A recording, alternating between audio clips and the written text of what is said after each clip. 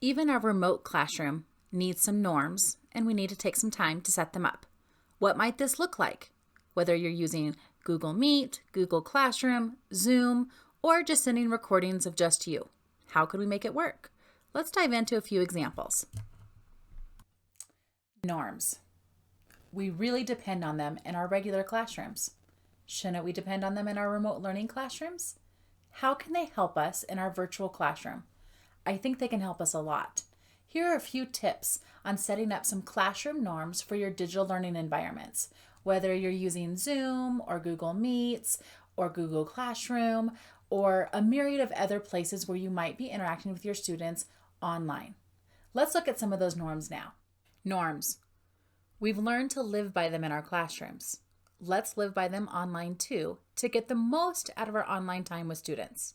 Here are examples of some classroom norms you might want to put into place. Number 1, mute yourself when joining our online meeting. My son just recently joined his online class meeting and it was total chaos. Students were all talking at the same time, the teacher was talking, and no one really understood anything that anyone was saying. So just remind your students, when you join online, mute yourself. I'll ask you when I want you to unmute yourself. Second, post your questions on the slide or in the comment box. Now this depends on which one you're using. If you're using a Zoom or if you're using Google Classroom or Google Meets, the platforms differ as to how students might interact online. Where can they post their comments? Can they type directly into a slide? You'll need to show them this explicitly. Where can they put their questions? So as you're teaching or asking questions, they can put their answers or individual questions somewhere online. You'll be able to see them, and then you can call on them when it's their turn to speak. Unmute yourself when you are called on. You'll have to teach them how to do that, and then to mute themselves again when they're done speaking. Remember, when you're speaking, look directly into the camera. So many of us are looking at the screen ourselves because we're trying to look at how we look, what we look like, and really our eyes need to be at the camera so everyone else can look into our eyes. And last but not least, keep your eyes on the speaker or on the speaker's visual. Everyone needs to be attentive. What does it look like to be attentive online? You'll have to teach your students what this looks like and set it up as a classroom norm. What if we used our math norms to teach our classes each week? What would that look like? Let's dive in. So, what if one of our norms was mistakes are expected, respected, and inspected? How can we share with our students that this is still true? That our mistakes might look even a little different now. We might have mistakes about how we turn in work or how we finish an assignment or we missed something in Google Classroom. But that's all part of learning. We know we're not going to be perfect the first time, so we expect there to be some trials along the way. Have we addressed this with our students directly? Have we talked about how this is one of our norms and this is how we'll continue to operate? If your students are like my own children at home, they had some pretty defeating moments this last week of their first week of remote training. It was hard for them to learn how to use new tools and to integrate online, to learn by themselves and to know exactly what their teacher wanted them to do. But when we reminded them that this is all a part of learning and that their brain was growing exponentially just by using this new technology, it did seem to help a bit. So let's readdress this, that mistakes are expected, respected, and inspected. Are you using them daily in your daily morning meetings or your weekly morning meetings? Are you talking about some of the mistakes that might have been made on work or online? And how are we using them to learn? If we're using them in our regular classrooms, can't we use them remotely as well? Tell our students that we do believe in them and that these mistakes are helping us all learn. Maybe you show them a piece of work and you have them analyze it for the errors and for what they would change if it were them. This is a great way to keep this going in your math classroom. Look at the next one. We learn by talking and listening about what we know and why we know it. So talking has probably been a big part of your math classroom. At least it's a part of mine. And now that we're remote and we're learning digitally or virtually, and for many of us, we're learning a lot on our own every day. We might be filling out a packet or interacting with a game online, but a really critical component might be missing. And it's one of the ways that our students have been learning how to learn math all year. And that's by talking to each other. We talk a lot. We talk in partners. We talk in groups. We have kids come up and share their work. How can we still put that in place by using these norms, but during remote learning?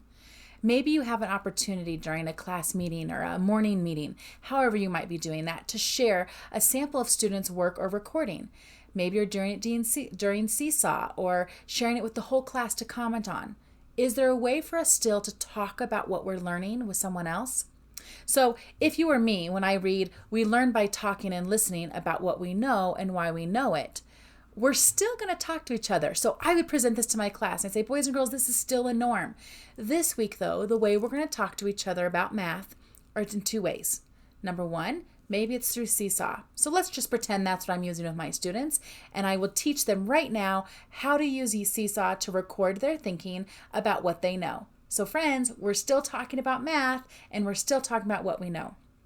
The other thing though, boys and girls, is when we talk about math, we usually talk to one of our neighbors, to a partner, and we share our thinking or in our collaborative group. So would you all, boys and girls, get one of your friends? Maybe you have a brother or a sister you can talk to. Maybe you have a mom or a dad. Or maybe you're like me and you have a stuffed pal. I want you to use your stuffed pal if you don't have another live person you can talk to. And after we do some learning together, or you learn how to play a game, or I teach you about a new math fact, whatever it is we're doing this week, I want you, a part of your assignment is to teach your new friend. So what if I puzzled all about how to make a 10? We did a video on it, I had you play a game on it, but I know that you probably need to teach it to somebody else just like we would do in our real classroom. So boys and girls, this week when we talk about math, we're going to turn and talk to our stuffed friend. And I want you to teach them about everything you know and about how we can use 3 to make a 10 with 7, and then we can add 2 more, right? Whatever it is that you're doing when we normally talk to a partner or to our group or to me, I want you to turn and teach someone else. So I want you to try that. Maybe you take a video of it and you can upload it to our Google Classroom. Maybe you put it on Seesaw. Whatever you do, talking to someone is still a pretty important part of our own learning. And I'd love to see what you come up with. So as we learn math this week, I want you to try to use Seesaw. I have a couple of assignments where I've assigned it to you. And I want you to talk to your sweet pal. Got it? So teachers, do you see what I mean? We can still use our norms every day, but we can do them just a little different because now we're remote teaching. Let's look at a couple more norms that we can revisit with our students. Let's look at this next one. Mathematicians use tools. Boys and girls, we're still going to be using tools, but let me tell you this week how our new tool might feel differently. We have one principal tool, and then we're going to use a digital tool. This week, I want you to print your 1 to 100 cards that I've put in your Google Classroom.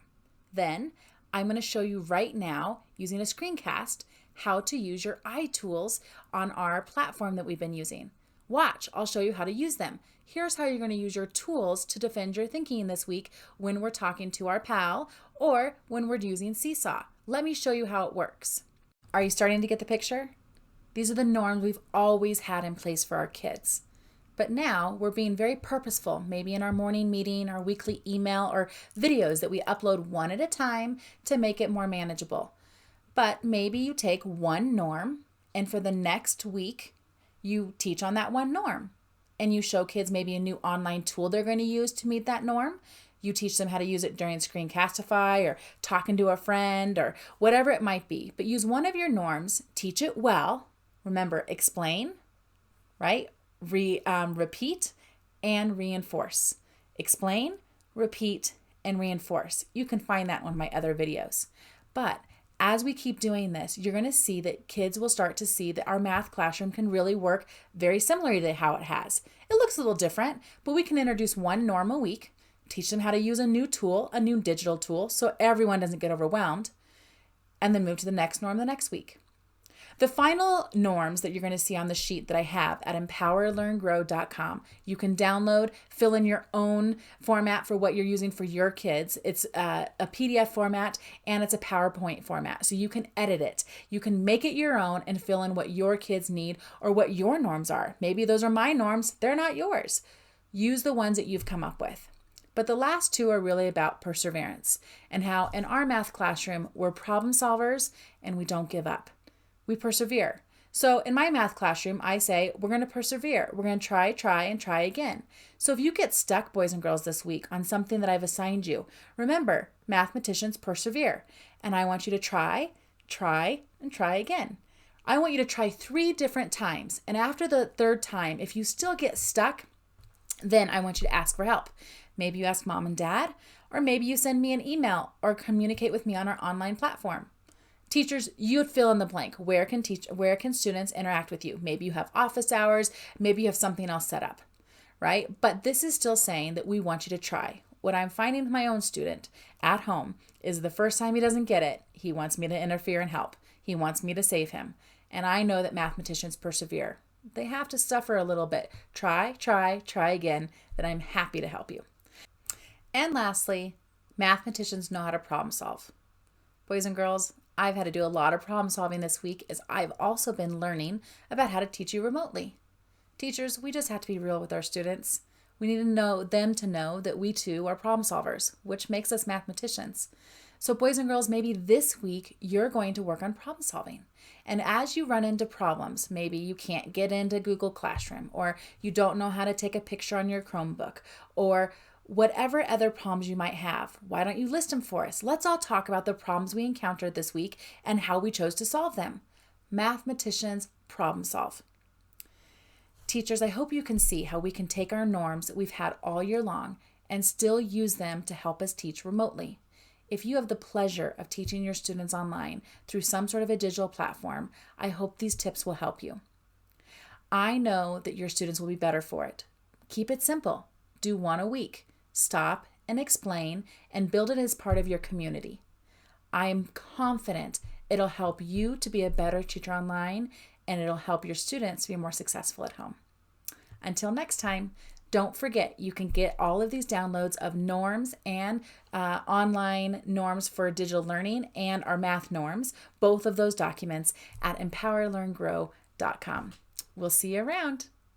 Would you please take a moment to like, comment, share, and subscribe? It'll help more teachers like you see videos like this. Thanks, and we'll see you next time.